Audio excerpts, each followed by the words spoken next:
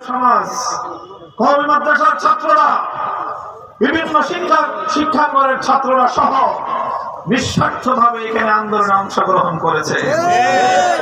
আমাদের মাদ্রাসাগুলো থেকে ছাত্ররা যখন দলে দলে আন্দোলনে অংশগ্রহণ করে তখন অনেকেই জিজ্ঞাসা করেছিল, মিডিয়ার সাংবাদিক বন্ধুগণ, আইন শৃঙ্খলা রক্ষাকারী বাহিনীর সদস্যরা তাদেরকে প্রশ্ন করেছে যে এটা তো কোটা বিরোধী আন্দোলন, তো তোমাদের তো সরকারি চাকরি নাই, তোমরা এই আন্দোলনে কেন অংশগ্রহণ করেছো?